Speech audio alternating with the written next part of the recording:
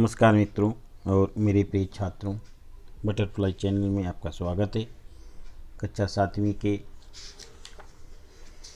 विज्ञान विषय में 12वां पाठ मानव का पेशीय तथा पाचन तंत्र आज हम लेकर प्रस्तुत हैं, जिसमें मानव का पेशी का वीडियो हमने पिछली बार आपको दिया था। आज हम पाचन तंत्र के बारे में चर्चा करेंगे। पाचन तंत्र, डाइजेस्टिव सिस्टम।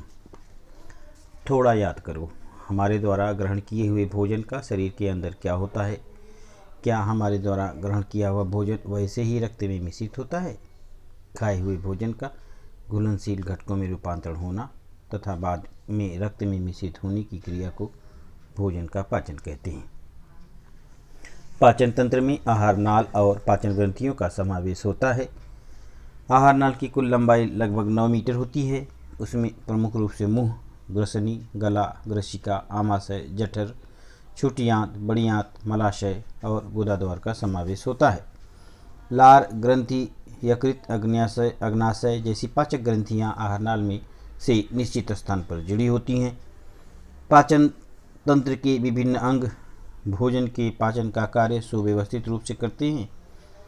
भोजन पाचन क्रिया के विभिन्न चरण होते हैं। प्रत्येक चरण पर भोजन पाचन क्रिया संबंधित अंग अपना कार्य आसानी से पूर्ण करते हैं। अब हम पाचन तंत्र के अंगों की रचना और कार्य देखेंगे। दांत। भोजन की पाचन की क्रिया मुंह में दांतों के कार्य द्वारा प्रारंभ होती है। दांतों के मुख्य प्रकार छेदक, दंत भेदक, रत्नक, अग्रचर्वणक, उपदाढ़, चर्वणक, दाढ़। प्रत्येक प्रकार के दांतों का कार्य विशेषतापूर्ण होता है। प्रत्येक दांत पर इनेमल नामक कठोर पदार्थ का आवरण होता है। इनेमल कैल्शियम के क्षार से बना होता है। लार में टाइलिन नामक एंजाइम होता है।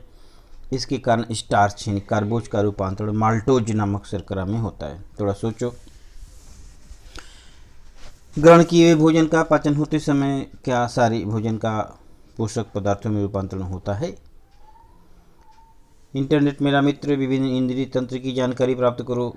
नीचे पता दिया हुआ है www.lifescience.com।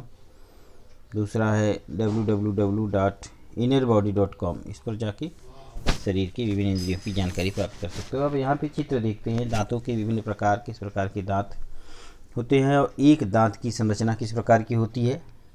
जबड़ा है, दंतवल्क, दंत धातु, मसूड़ा, हड्डी, दंतमूल, छेदक, दंत भेदक, रत्नक, अग्रचर्वणक, उपदाढ़, चर्वणक, दाढ़। नए शब्द सीखो। एंजाइम। सजीवों की शरीर से स्रावित होने वाले विशेष रासायनिक प्रक्रिया करने वाले पाचन तंत्र के एंजाइम खाद्य पदार्थों में परिवर्तन लाते हैं। वे केवल उत्प्रेरक का कार्य करते हैं। एंजाइम के बिना उपापचय क्रिया संभव नहीं हो सकती। एंजाइम एक प्रकार के प्रोटीन होते हैं। एंजाइम सामान्य तापमान पर अधिक क्रियाशील होते हैं। यहाँ देखते हैं पाचन तंत्र एक चित्र के रूप में। मुंह में भोजन का ग्रास लेती है, उसका पाचन क्रिया प्रारंभ हो जाता है। मुंह में दांतों द्वारा भोजन को चबाया जाता है और भोजन के छोटे छोटे टुकड़े हो जाते हैं। उसके बाद उसमें लार ग्रंथि भी मिलती रहती है। कान के पास जीभ के नीचे स्थित विभिन्न ग्रंथियां लार निर्मित करती हैं। वहाँ से लार नलिका द्वारा मुंह में आती है। भोजन चबाने की क्रिया शुरू रहते ही उसमें लार मिश्रित हो जाती है। ग्रसनी यानी गला। आहार नाल और श्वसन नलिकाओं के मुंह गले अर्थात ग्रसनी में खुलते हैं। ग्रसिका, यह नली गले से आमाशय तक होती है और जो भोजन को आगे धकेलने का कार्य करती है। यकृत हमारे शरीर की सबसे बड़ी ग्रंथि है। यकृत को रक्त की भरपूर आपूर्ति होती है। यकृत का प्रमुख कार्य ग्लूकोज का संग्रह करना। यकृत की नीचे की ओर पित्ताशय होता है। इसमें यकृत से स्रावित पित्तरस संग्रहित होता है। यह पित्तरस छोटी आंत में पहुंचकर वहां के भोजन में मिश्रित होता है। स्निग्ध पदार्थों के पाचन के लिए पित्तरस के कारण सहायता होती है। पित्तरस में क्षार होते हैं। अग्नाशय से अग्नाशयिक रस स्रावित होते हैं। उसमें अनेक एंजाइम होते हैं। आमाशय, आहार नाल की बड़ी थैली जैसे भाग को जठर आमाशय कहते हैं। जठर ग्रंथि से जठर रस स्रावित होता है। आमाशय में आए हुए भोजन का मंथन होता है हाइड्रोक्लोरिक अम्ल, पेप्सिन, म्यूकस, श्लेष्मा नामक जठर रस के 3 घटक मिश्रित होने से भोजन अम्लीय हो जाता है। जठर में मुख्यतः प्रथिन का अपघटन होता है। ग्रहण किए हुए भोजन में जठर के पाचक रस मिश्रित होते हैं और खीर की भांति पतला मिश्रण छोटी आंत में धीरे धीरे आगे ढकेला जाता है। अब आते हैं छोटी आंत। छोटी आंत लगभग 6 मीटर लंबी होती है तथा उसमें प्रमुख रूप से भोजन का पाचन और अवशोषण होता है। छोटी आंत के अंदर भोजन में 3 अलग अलग अंगों में बने स्राव मिश्रित होते हैं। भोजन के पाचन से प्राप्त पोषक पदार्थों का रक्त में अवशोषित होने का कार्य छोटी आंत में ही होता है। बड़ी आंत। बड़ी आंत की लंबाई लगभग 1.5 मीटर यानी 1.5 मीटर होती है। यहाँ केवल पानी का अवशोषण होता है। बड़ी आंत के प्रारंभ में एक छोटी नली जैसा भाग अपेंडिक्स से जुड़ा होता है। छोटी आंत में भोजन के पाचन होने के पश्चात बचा हुआ अपाचित भोजन और पाचित भोजन का उर्वरित भाग बड़ी आंत में आता है।